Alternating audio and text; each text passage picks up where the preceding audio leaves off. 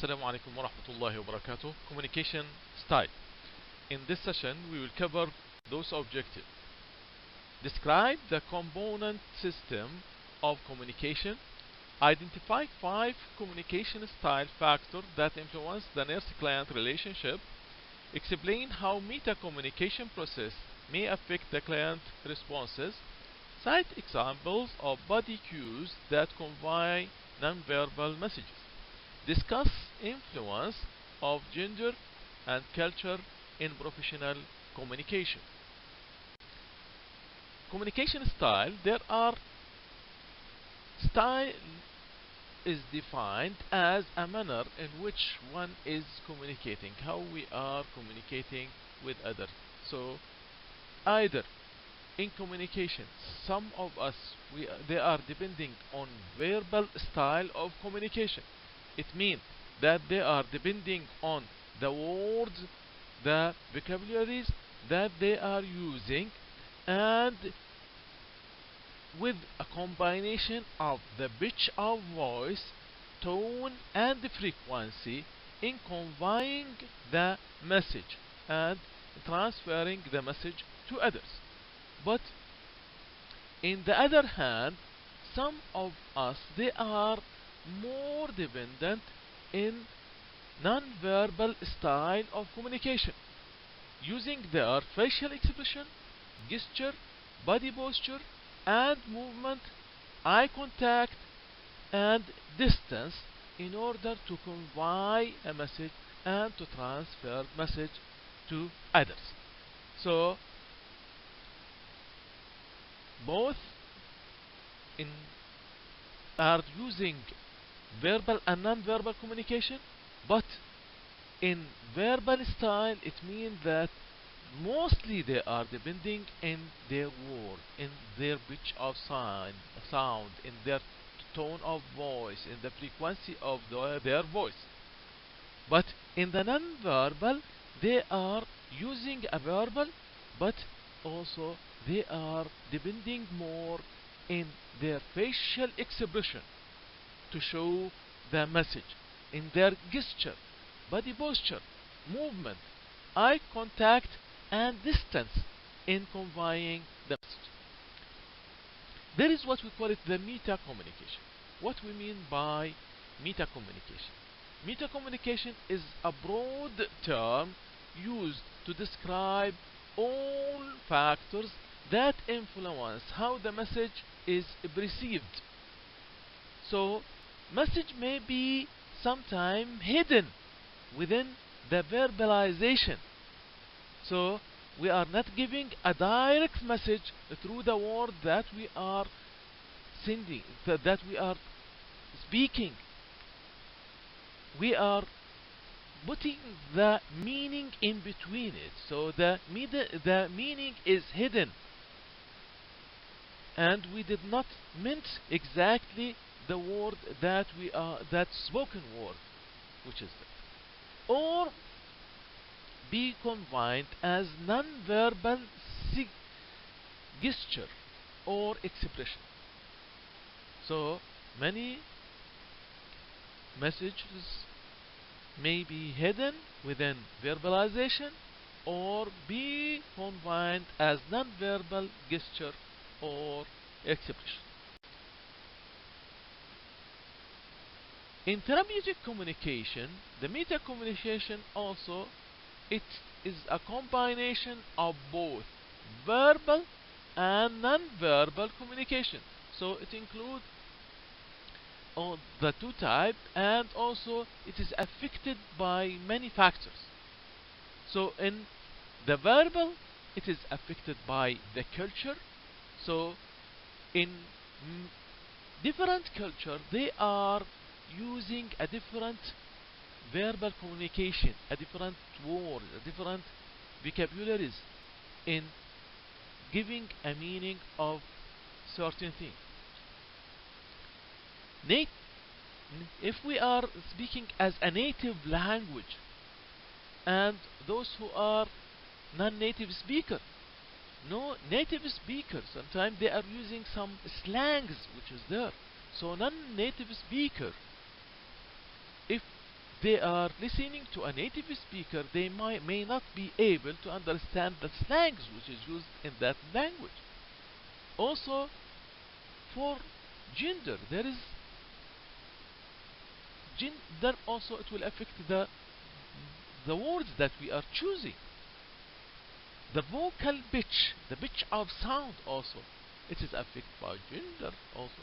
So men are having a high pitch of sound. In non-verbal communication or the non-verbal, the body language also, it is combining body language with the verbal communication to give more explanation to the message that we are dealing.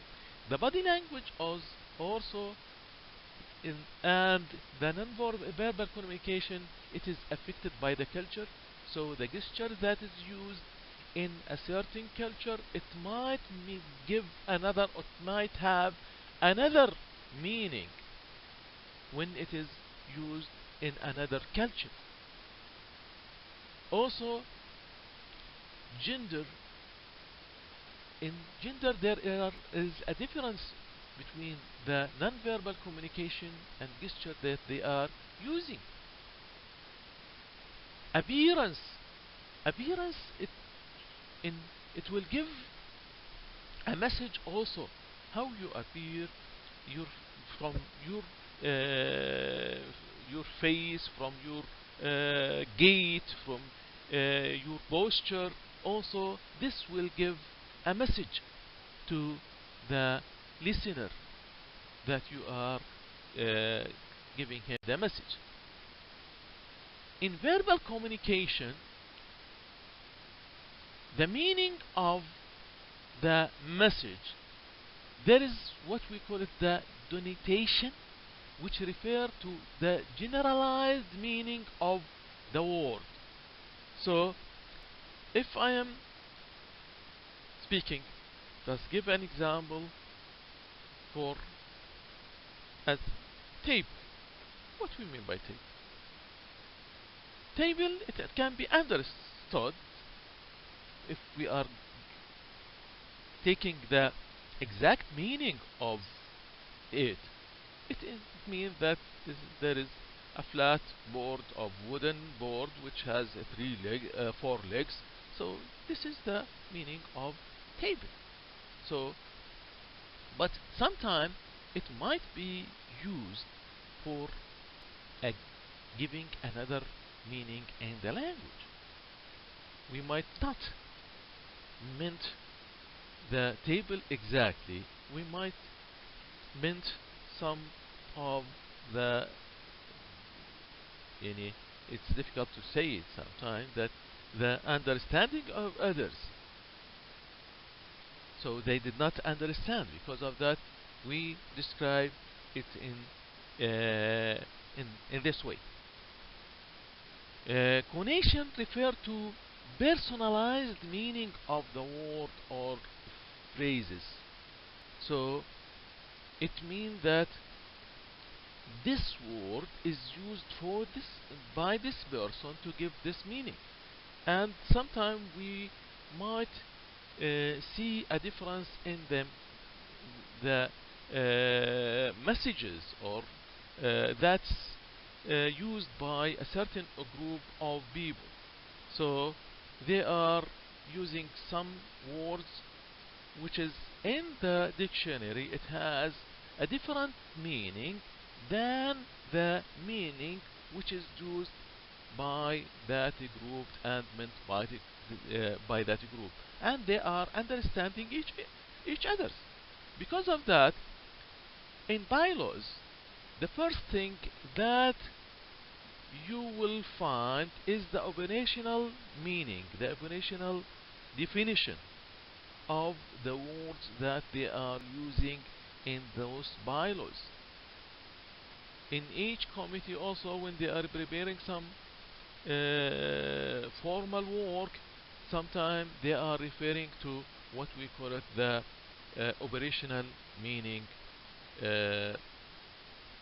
So this is the personalized meaning of the word or the meaning of the word for a certain purpose in a certain context. The culture. In culture, speaking English as a second language sometimes also will not be able to understand the slangs, understand the combination of words. So it will give us some possibility or difficulty in understanding others. In culture also it will affect the voice, and it will affect the tone of the voice which is used. So in different culture, in some culture you might find that they are having a loud, high pitch sound, especially those who are living in a distant area, and they are having usually distance when they are communicating with each other sometimes. Because of that, they are used to using a high pitch sound and loud voice. Those who are working also with within a factory sometime with a high with a machine that will give a high sound or high in this case they are using high pitch sound, and the tone of their voice is high. Style that influence professional communication, nurse-client relationship. This table summarize the verbal and non-verbal influence of communication by in client-nurse relationship. So in verbal communication, the moderate pitch and tone of voice, it is advisable to be used when we are dealing with our client. If I am using a high pitch sound and a tone of voice, in this case it might mean that I am in a hurry and I didn't want to listen too much from the client. But if I am using a moderate pitch of sound and tone of voice, in this case it means that I am ready to listen. Tell me what you are having. Various vocabularization also is used. Various vocabulary, by that it will give more understanding of the client. So by that we are choosing the vocabularies which can be understandable by that client. Also we have to encourage the client involvement in his care and dealing with his problem. Not to say that I know how to do for you, just rely on me, I will do the thing that you need. You have to see what's his opinion in that care, what's his concern about that care. So after the discussion, then you can perform the care according to the mutual agreement between you and the client. Also validate the client's worth, and in this case you have to give the client that he is having a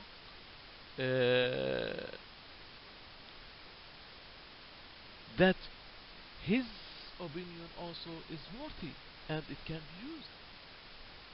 Advocate for the client also when it is necessary. Yes, sometimes some nurses they might feel shy, but when it came to the right of their client, they have to raise their voice, they have to give their opinion in the care of that client and the need of that client for that type of care. Appropriately provide needed information for the client. So all needed information, it has to be it has to be uh, taught, it has to be transferred to our client as needed. In non-verbal communication also, you have to allow therapeutic silence, meaning that we have to listen to our client. We have to understand his concern.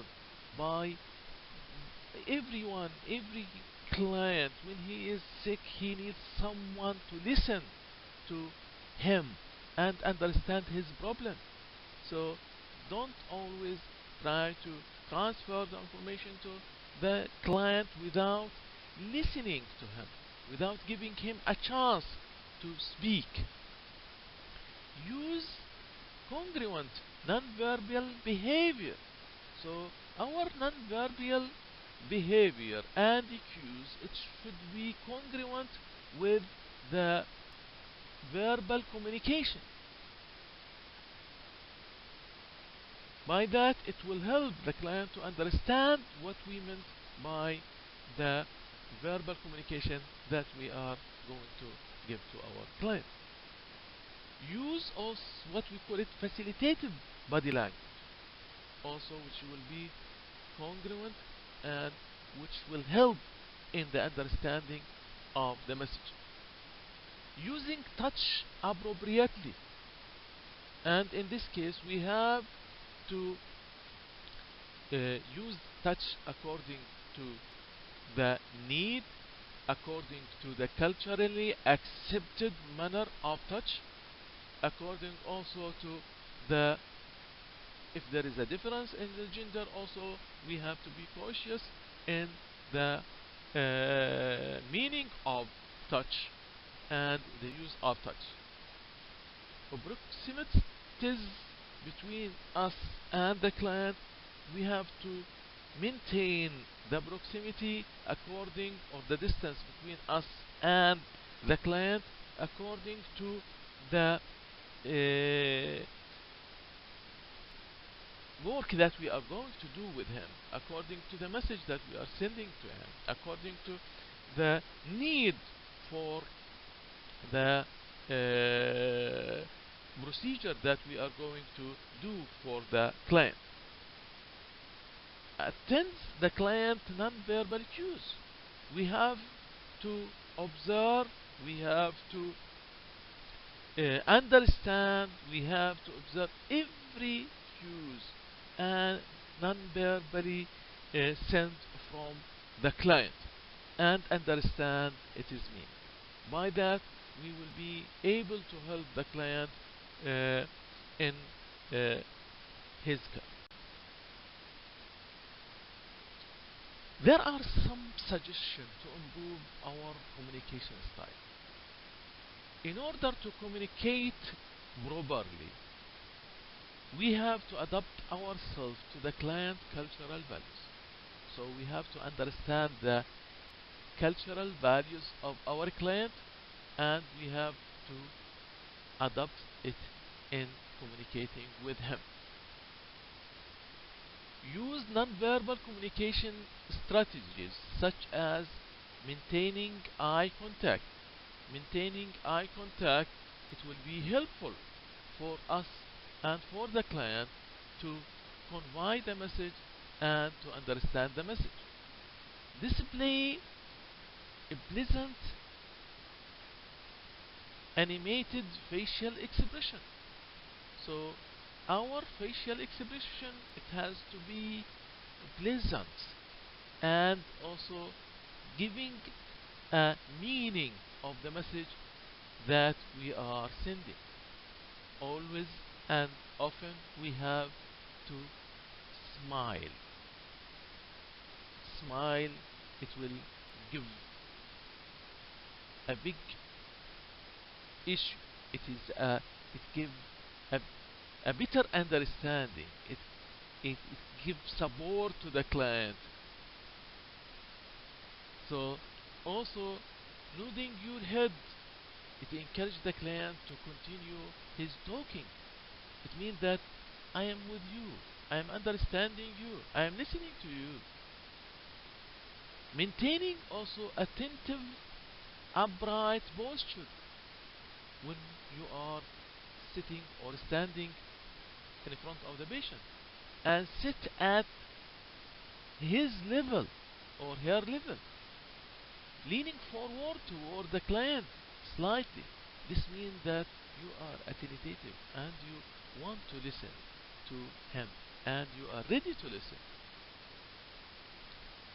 Attend to proper proximity and increase space if the client shows sign of discomfort, such as gaze or aversion or leg swinging or rocking. So those are the signs that the client is having discomfort from the distance that we are using. So the distance, it has to be congruent also with the procedure that we are going to do with the client. Sometimes it might be an intimate distance because we are going to give a direct care for that client.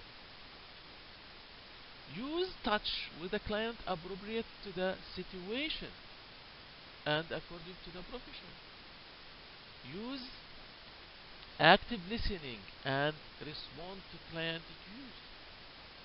We have to use also verbal strategies to encourage your client in reply to your message. Use sense of humor, but you have to avoid gender jokes. Attend to proper tone and pitch of sound of voice. Avoid being over or loud. Avoid using jargons. What's the meaning of jargon? Jargon, it is a word that that cannot be understood by the client. It can be a medical term sometimes, medical jargon.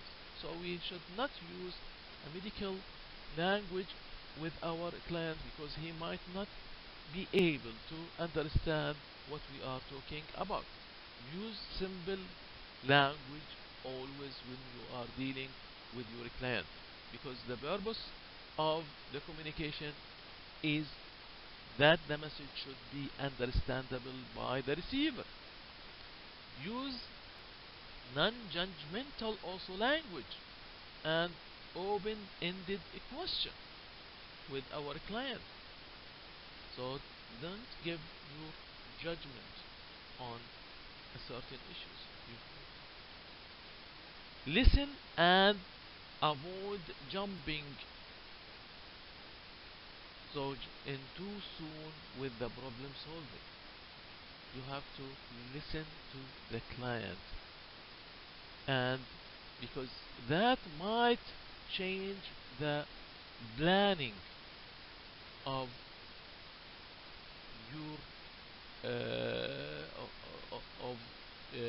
your plan to solve the client problem. If you are listening to him properly and understand his problem properly, so don't do the assessment in a short or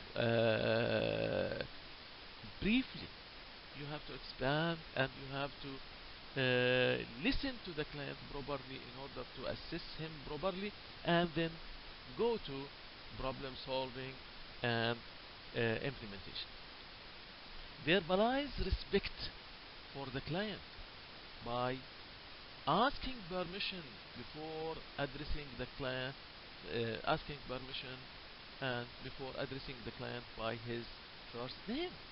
So you can ask him, how can I call you? What's the best name that you want me to call you? Convey caring comments also. Using confirming, sorry, and positive comment always, not a negative comment. Interpersonal competency, social congruent competency. we have to be able to communicate with our client according to also the changes that he is having in according to his illness. So some of the clients, they might be on a ventilator and they are having difficulty to communicate with others. So we have to change our mode of communication to help the client to understand us, and also to listen to our client and understand the meaning of his communication, verbally and non-verbal communication, or messages that he is trying to send to us. Also, the message competency. We have to have the ability to use the word, the ability to use the language, the ability to use non-verbal behavioral strategies, and in the intervention phase, when we are dealing with our client to achieve our goals and to achieve our care that we want. So we have to use the messages, we have to use properly the language in order to convey the message and to help us in caring of our client. Style factor that influence relationship, slang and jargon. We said that slang and jargon should be avoided, because slang, it might mean, even in the same language, it might have a different meaning and it might convey a different messages. Jargons, it cannot be understood, so we have to avoid those terms which is not common in the community. We should not use them. Medical jargons and medical terms, we should not use it with our client. Even sometimes for with some other specialties, if we are used to certain terms, even in the medical team, they might have difficulty to understand those terms which is not there in their specialty. I observed some once in dealing with a dentist. So we are in using some terms in medicine, they are unable to understand it. So in this case, we have to not to expect that everyone is understanding all medical terms, even if he is from the medical field, when we are taking care of that client. And